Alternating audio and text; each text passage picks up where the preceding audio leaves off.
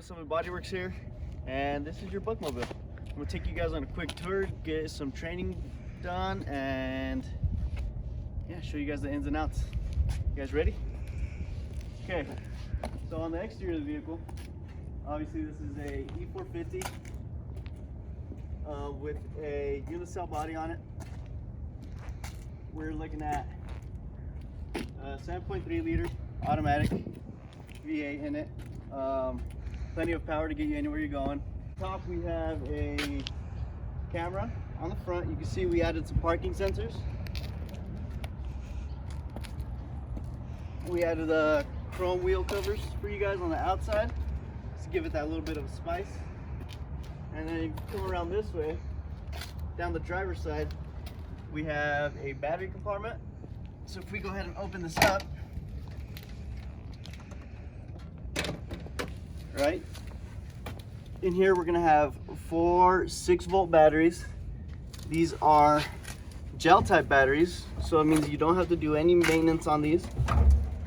To open that, you just pull these 2 little yellow tabs down, grab a hold of it, pull it out, and you'll be able to access all the batteries you want and the fuse that's right inside of there.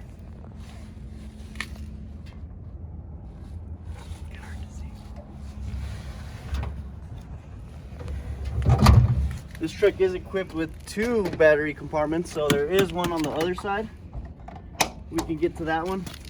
This next compartment, this is the generator. So to open this one, you do the same thing. Just press those little tabs, those will pop open. Grab a hold of it, latch it through the top there, and it stays. This is your Cummins Onan generator. This is what will provide power for you while you're on the road. If you're running low on batteries, or you need to provide power for, let's say, a vacuum or any other accessory you want to add to it, this is what's going to power it. It is gas type. There is a breaker inside of here, which is right here. You want to make sure that one stays on there, or else you will not have power going to your truck while your generator is running. Do not use this start button. We start the generator using a Xantrax system that we have inside of the truck, but we can get to that later. Push that in, twist these back up, you'll hear a little click, and that's the generator. All right, last compartment on the driver's side. This is a short compartment / storage. So in here you're going to find your 30 amp short plug and your transfer switch, and a little open up door so you can lock this whole compartment if you have important stuff sitting in here, you know, anything like that. You can lock this compartment closed with the short cord still accessible throughout the truck. So you just close that guy. Your cord will feed through there, connected, so you can lock this compartment. Nobody can get in there.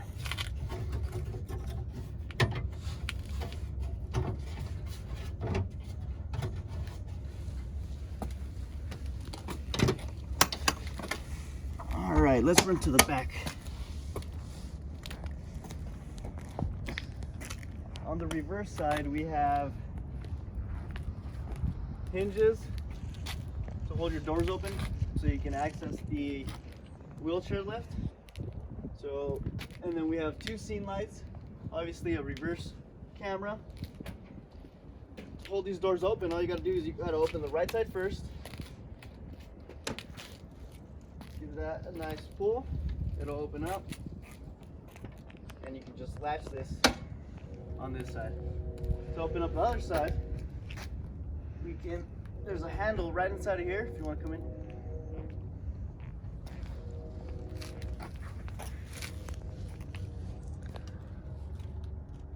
It's kind of hard to tell. Okay. You just grab a hold of that, pull, and it'll pop right open for you. And then to latch it, grab a hold of this guy, Gotta push in, make sure that tab's going in, and then pull down, and it's latched. Inside of here we have a 800-pound capacity wheelchair lift. It'll unfold all the way down and back up so you can get anybody with a wheelchair in there. That's the exterior rear. Let's move on to the passenger side. Undo that one. Wait, show me how to do that. Yeah. You're gonna press down right here, unlatch, close this door first, driver's side door first, and then your passenger side, sorry. That's the rear. So on our passenger side, we have a few more things going on. We have the awning here. It extends about 15 feet. We have our scene lights, exterior speakers on both sides, our 360 camera, an extra outlet, and this compartment over here actually holds the other set of batteries. And this one is exactly like the other side. Just push down on these tabs, and grab a hold of it, and it'll slide right out.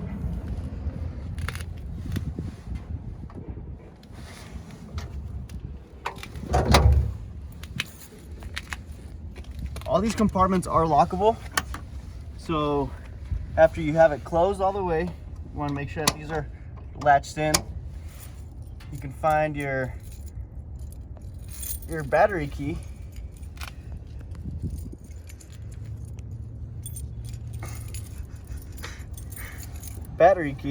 And lock it. And you can lock this side. Just remember that horizontal means locked and vertical means unlocked. Now the buttons aren't pushable, everything is secure in there.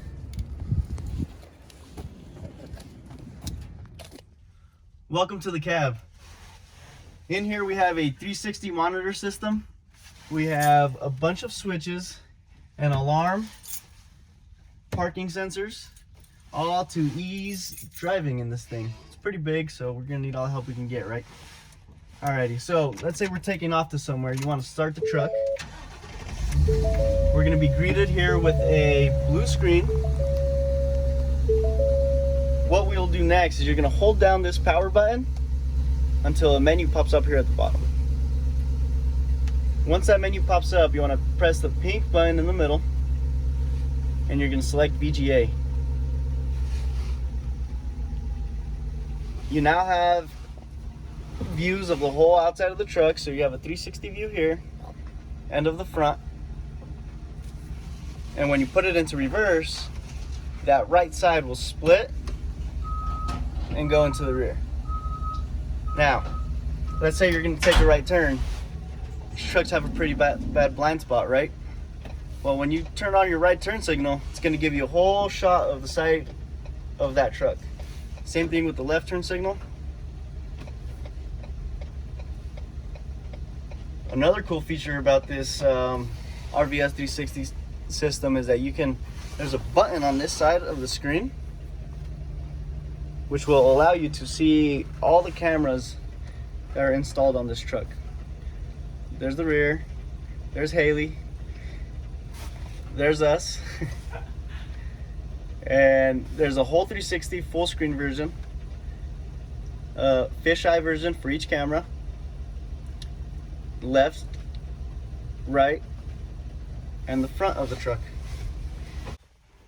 You can also change the source input of the RVS using the remote, and all you do is press the mode button. So that's going to take you to one mode, and then you press it again, and it'll take you right straight to the VGA. This is always a little simpler than having to go and hold down and do the other method. I prefer this one personally. Now let's work on the parking sensors. When your vehicle is on, it will sense, and this is activated by your brake. For the front sensors, it's activated by the brake. So as long as you're on the brake and you're pulling up to something, slowing down, it will show you how close you are to anything. Here we have Haley coming around the front, and as she walks around the vehicle, it will indicate where those are at. Now if we put it into reverse,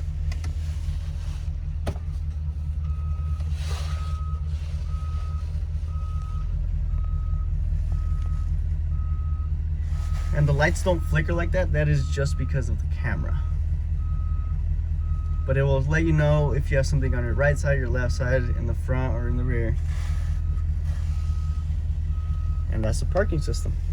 There is a optional switch up here to have, if you want an audible tone to go along with it.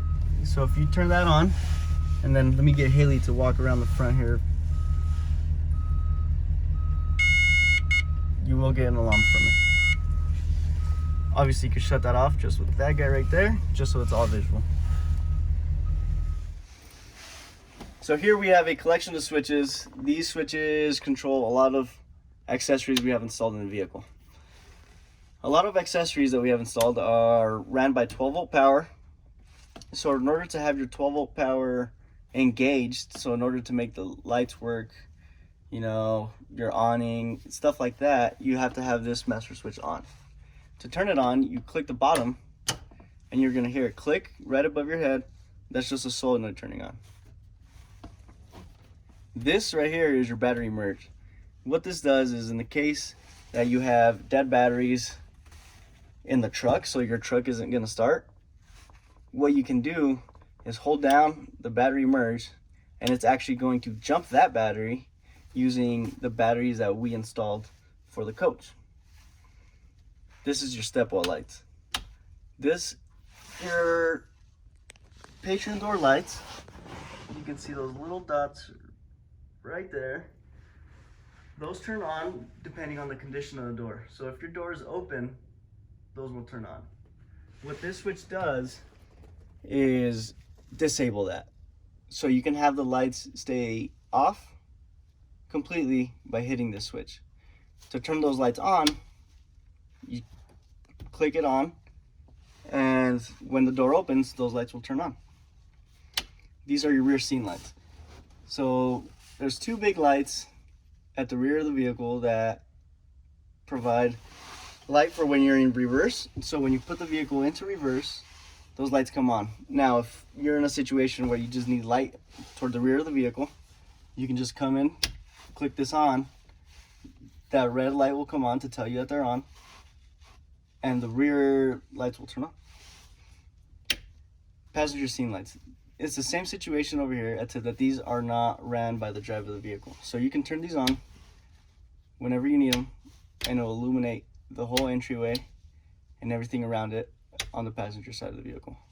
These are your ceiling lights. We have a switch up here on the dash and one by the patron door that control your ceiling lights. So if we go ahead and click this on, we'll see that the whole lights to the whole library turn off and on. But remember, you must have the master off switch on. Now these right here are your open door alarms. We have an audible one and a visual. So when you're going to take off somewhere, let's say you put the vehicle into ignition, you're going to hear an alarm when the side door is opened and the little light will turn on. Just a little reminder to close that door so that no damages happen. Now that will only happen when the key is in and the vehicle is turned on or into ignition. Okay, now follow me to the library portion of the vehicle. When you have your master on switch on, you open the door, steps come out automatically. You want to go ahead and latch your door at a 90-degree position. We also have a latch for a 180-degree position. Now if we come inside,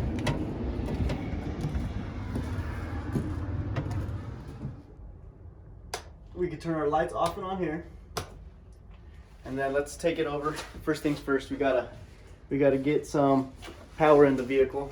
You know, we want to power up the outlets. So in order to do that, when you're on the home screen on the Xantrax SCP, what you want to do is you want to press the up arrow. What that does, you'll see that little green inverter light turned on. What that does is just give you power from your batteries to your outlets. To turn it off, you just press the same button again. So it enables, disables, the same button. It is the same thing for your charger, for your battery charger. To enable it, press the down arrow. To disable it, press the down arrow. This truck is also equipped with a heater and an AC. To turn on the heater, it's really simple. Click on the circle. Right, you can see the 3 lines that are facing up. That's your heat. That right there is just the fan. That right there is settings. So to turn on the heat, you go to those 3 little arrows, press OK. You're going to select the temperature that you want it at. Let's turn this guy up to 100.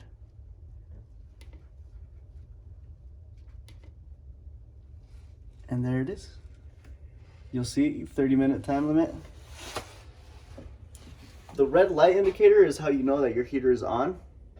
Now when you turn on the heater, you might get a little flicker in the ceiling lights, but that's normal. It's just because of how much power the fuel pump to the heater actually takes. So our heater outlet is actually located right here. You will feel the warm air. At first it'll be cold, but you have to give it about 15 minutes. 15 minutes it'll warm up.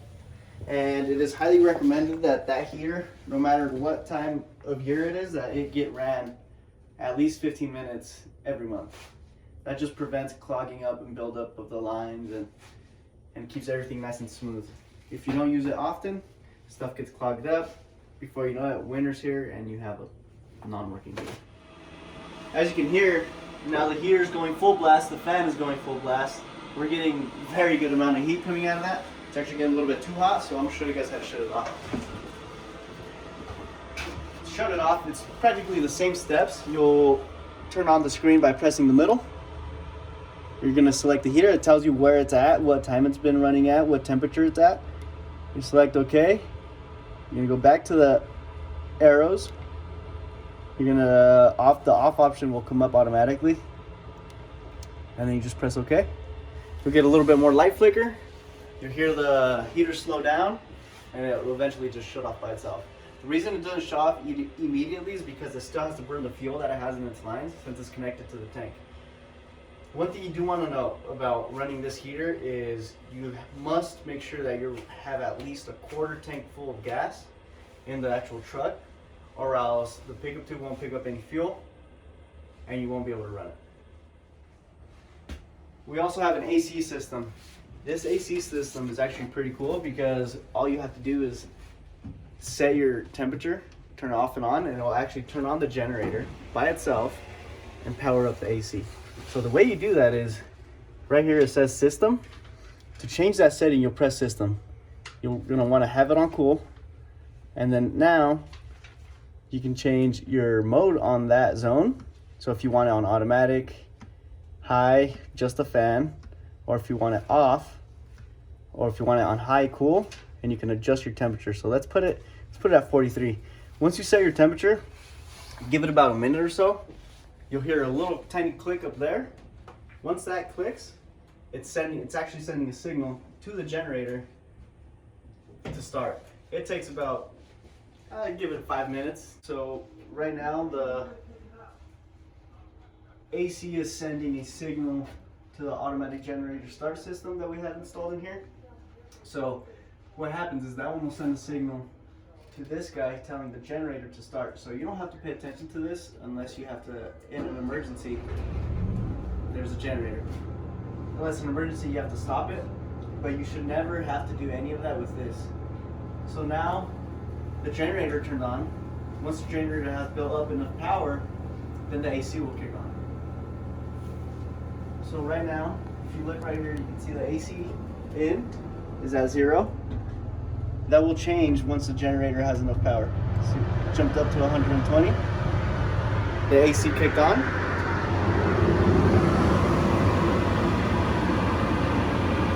Now you can turn it off. Just everything's controlled from here. So if you shut this guy off, go to system, heat and off. Just keep in mind, the heat function inside of this thermostat doesn't control the heater. This one controls the heater. So first the AC unit will turn off, then a couple seconds later, when the generator gets a signal to turn off, it will.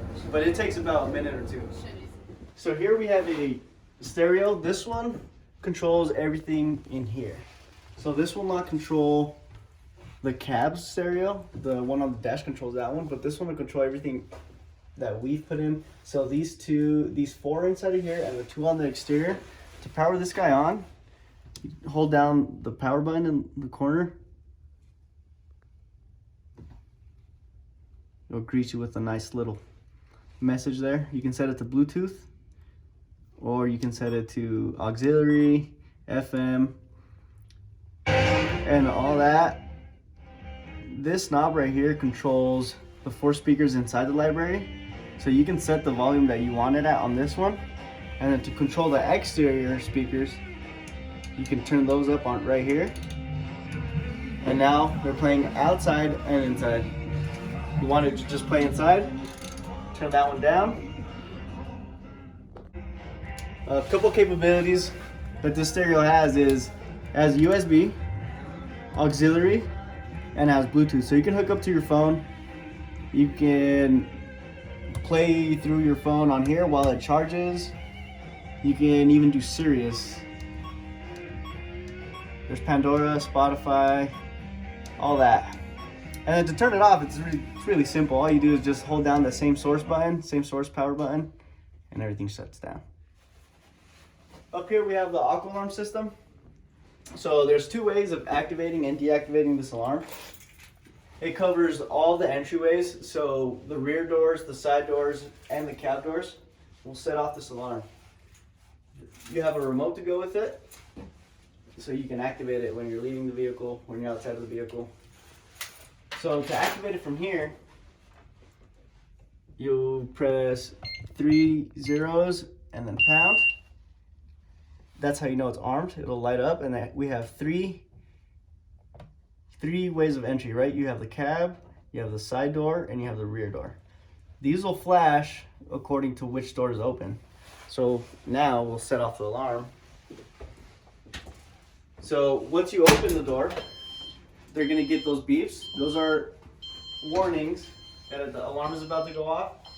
So if you do happen to set this alarm off, you can come over here and cancel it by pressing in the same arming code. So right now, that's telling us that the first door was opened, which is our patron door. So we'll let this guy go off. It takes about 60 seconds for it to go off. Each one of those flashes is a second. That's what it sounds like. And that's how you disarm it. So that alarm was pretty loud. You're gonna hear it. There's also a siren on the roof of it that flashes red and also goes off. Now, to arm it with the remote, you have 3 buttons here. One with 1 dot, one with 2 dots, and one with 3 dots. To arm it, you press the 2 dot one. You'll hear the truck beep in response. To disarm it, you press the 3. And it'll beep in response. So on the front bulkhead here, we have 2 doors. These doors are actually whiteboards, so you can take your dry erase, draw whatever you need to right here. And then, but behind these doors, we have all of the electrical components, their fuses, the breakers, and all of this. You shouldn't have to come in here, but in case of an accident or maintenance or anything like that, you can shut off anything you want. So for example, I'll shut up this 12-volt loads. This is what controls the power going to the solenoid. That's controlled by the master off switch. So if I'm to hit this, our lights should go out. Just like that. Turn them on. This is how you turn them off. To turn them on, you just press this yellow guy back in there, and everything will turn back on. In here you have your solar power controller. This is what controls how much power is coming into the batteries from the solar panels. So you can turn that off and on right here with this switch. So you can turn them off right there, or you turn them back on. And to service that, you also have a 50 amp breaker down here that you could click off and on. And behind here you have all of your fuses and 120 volt breakers. So this one controls your power going to the inverter, your generator shore outlets, and on this side you have all of your inverted power. So this main power is coming from, let's say, your shore, your generator. That powers up the inverter or the gen shore outlets. These gen shore outlets are the white ones that we have, and then the inverted ones are the orange ones. So if you ever have an issue with, depending on which one you have, you come flip these down, flip them up. If they're not working, check on those. Same thing with these fuses. All these fuses are 12 volts, so these are all controlled by the master off and ons. And then so are those, and these are all your relays. On this side you have your grounds, and then on this side you have your awning controls. So this is the control box for your awnings. You have your master volt. This is what jumps your truck batteries in case they're dead. And way tucked back here is the alarm system. So even if somebody comes in and is trying to tamper with it, they're not going to be able to set it off because it's so tucked in back here that they can't physically disable it. Now to shut these drawers, it's always recommended that you actually enable the latch, close the door all the way, and then close it. What that does is actually extend the life of your latches. If you do that every single time, they'll last forever. Alright, so we have two fans that are operated in the same form. On these particular models, these are 12 volt powered, so you will need to have your master off switch on. On these ones, you're going to set the direction of the air that you want it in. So if you want the air to go out, you'll hit that one. If you want air to come in, you'll hit this one. And then we're going to select our fan speed now. And as you can see, it's not doing anything, right? That's because the vent on the outside, the lid, is actually closed. To open that, click that button, and as it's rising, it'll turn on. Now, to shut it off, use that same little button, close the lid, and as it's closing, it'll sense that the lid has been shut, and it'll turn off automatically. So you can actually leave these preset to whatever you like them at, and all you'll have to do is action the lid button, and those will turn on and off. So back here we have a ceiling mounted TV with a felt cover. So in order to get this TV down, you want to undo the strap. It's just a Velcro strap. Pull it out completely.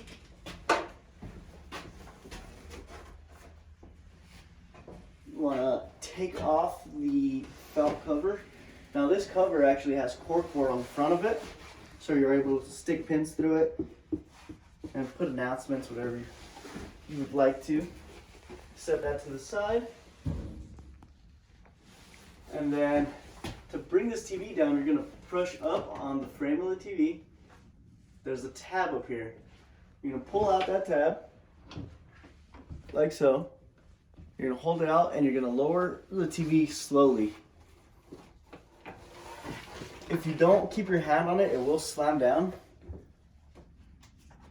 And you want to keep it just like that. You can redo the strap in the back so it's out of the way. And now you have a TV. Now to access this TV, you can actually use a remote and you can set your HDMI's, your source, just like the stereo. So here we can do, just hit the input button on the remote and it'll slide through them. Power it off and on. And then you can also do that from the back of the TV. So there's some buttons right here. There's a power button, volume button, and input button. Power on the TV goes just like that. And for input, it'll give you all these options. So we keep it on HDMI 1 The reason why we like to keep it on HDMI 1 is because we have an HDMI outlet under the desk that you can hook up to, and you can cast straight to this TV. Now, to stow the TV, obviously we're going to turn it off first. And then you're going to grab the TV from the bottom here, push it up, and you don't want to stop until it clicks. After you hear that click, that's how you know the TV is secured up. You want to grab your straps, get those ready.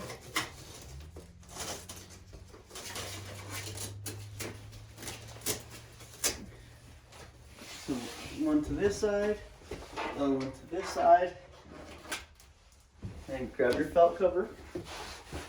You always want to make sure to put the felt cover on first. So the way I like to do it, I'll hook it on there first, make sure the straps are out on both sides.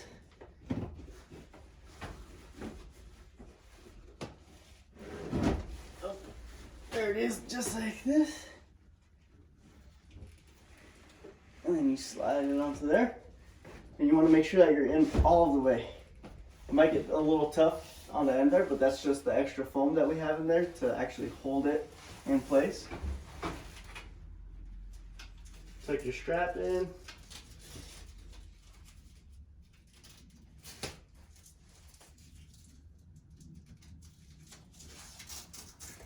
You're gonna pull tight on your strap. Velcro it. And that's the TV. Operating the awning can be done in two ways. You have your awning remote, and you have the switches above the door. In order for the awning remote to work, you do have to click on one button.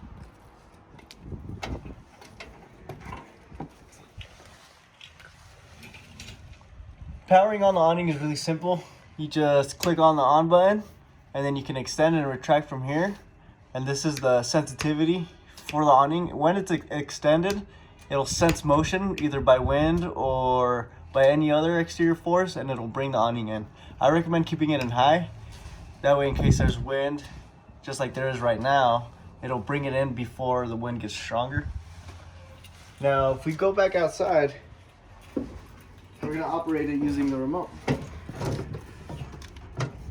On the remote, there's three buttons. There's a blue up arrow button, a gray down arrow button, and a stop button. To bring the awning out, you must have the switch power on in there, and then you can just hit this down and the awning will extend.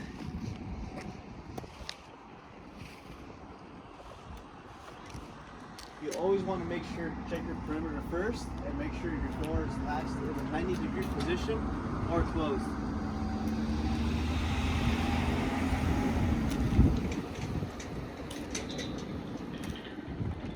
Once it reaches its final destination, it'll curl back, curl down to give you that little flap.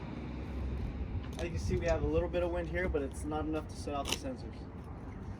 To bring in the awning, we're just going to go ahead and press the blue up arrow, and the awning will go in. Let's say the awning is going in and you need an emergency, you see somebody has their hand about to get stuck, you can hit this red button and it'll stop it. And that'll work on extension and retraction. Let's go ahead and bring this thing in, and we'll go over how to use the interior controls. So when operating the awning from the inside of the vehicle, you want to double check, make sure your perimeter is clear. Both sides, make sure your door is either at 90 or closed. You're going to flick it on, click the extend button, and you just want to step out and ensure that the awning is extending okay. I recommend bringing the keys out with you. In case there's an issue, you can stop it using the remote. Or you can retract it if you see that it's going to hit anything.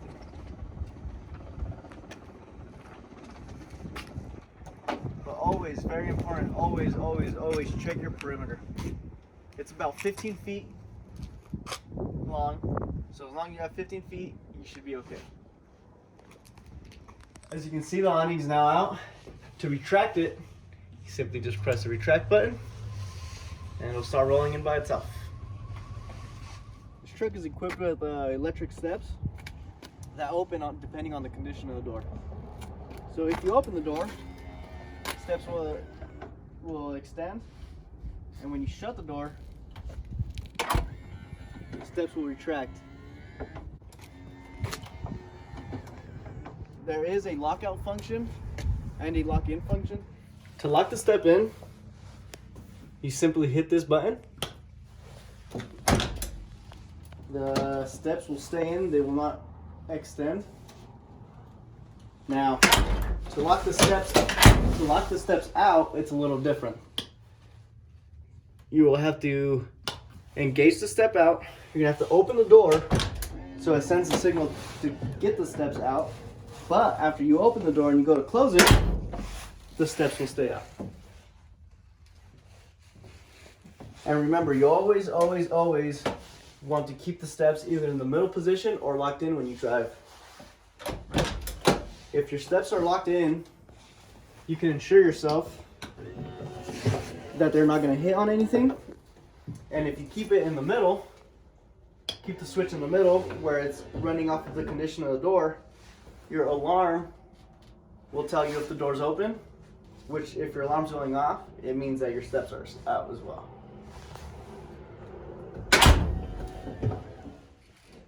To work your wheelchair lifts, there's two switches that have to be activated.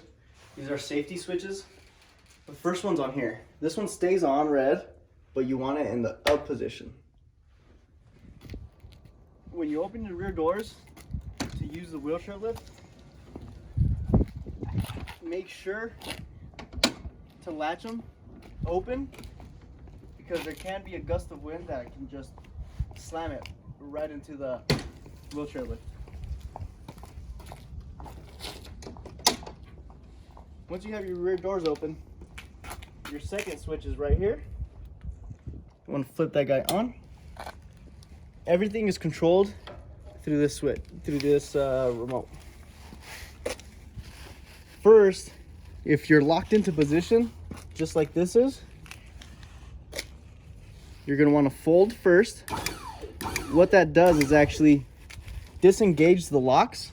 As you can see, it's not latched there anymore. Once you're in that position, you want to press and hold down the unfold button, and it'll come right out. And you're going to hold this button until it stops on its own. See, it stopped. I'm still holding down the unfold button. It's exactly what you want. Once it stops, you're going to want to go ahead and go down with it. And you're going to do the same thing with this one. It'll drop down. It'll drop down to its lowest point. The gate will open up. You can put anybody in there you want, wheelchair lift. Make sure you use the seat belt.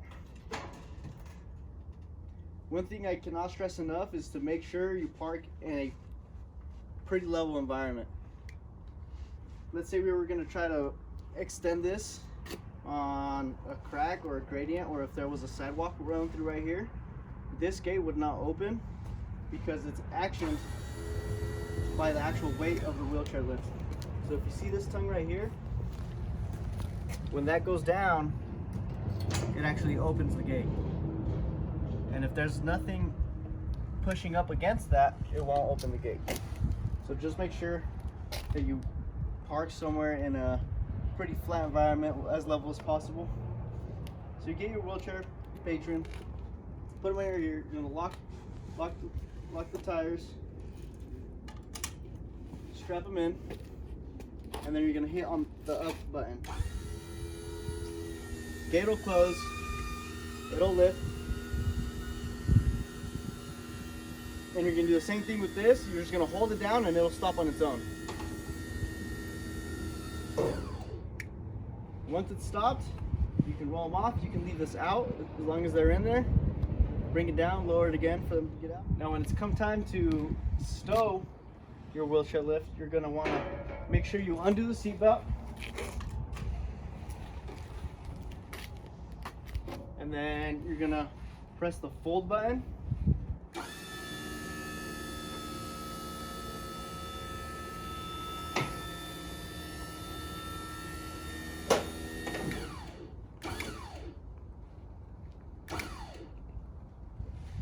Once it's folded up, This is where it gets a little tricky because you have to open and close or fold and unfold the lift gate to get these latches to go back in onto there. So what I like to do is I'll press the fold button till it's all the way in like that, and then keep kind of tapping the unfold, and then maybe fold one more time, and you're locked in. Flexible desk. To work this, first thing you're going to want to do, very first thing I'm telling you, is get rid of the strap to the chair and push that guy to the side, because you don't want to obviously lift the chair with the desk. Now, to work it, we have a switch right here to have it go up. Simply touch the bottom of the switch. Now this is a touch sensitive switch, which means that you're not going to feel a click, you're not going to feel anything like that. It's just going to sense the presence of your finger. Now when you're going down, I do recommend you start to slow down close to the end and just give it kind of just some taps. And then that's as far as it goes, and that's where it lives. Now, we're gonna lift this guy one more time. Under here, you have your inverted outlet and your shore outlet. So depending on what power you're using, you can swap it over to here or keep it on there. And it's the same situation with our people counter here. You could put it on shore or keep it on the inverter. And to turn that on, come under here. There's a switch on the side of that.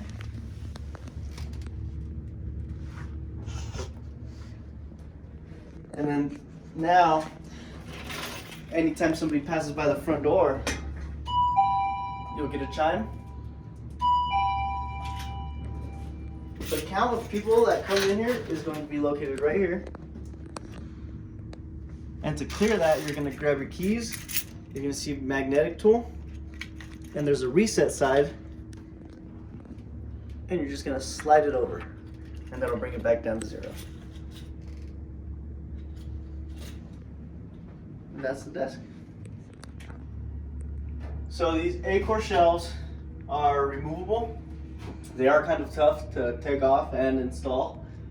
But what you do is you essentially want to unhook it from the latches. And then you get one side out, move on to the other. Take it out just like that. And then to hook it back in, you're going to put these knobs in first. And you want to put it in at an angle. So get those in there. Close it. And kind of bang it down. And that's that. As far as the carts go, well, we want to make sure these are unlocked. Both sides. And then you're going to unlatch the bottom first. You do that on both sides. And then you're going to pull it until that hits on both sides. And then you're going to pull up with it. And do the same thing on this side. And now your cart is rollable, movable. And to put it on, you want to get your cart in there. Right back to the spot where it was, just like that. And then you're going to want to put on the top ones first. And remember to do the tops first, both sides, and then the bottom ones. After those are in, you're going to push it all the way back, and then latch the bottom one on both sides. And there it is, secure. Lock your wheels, and it's ready for transport.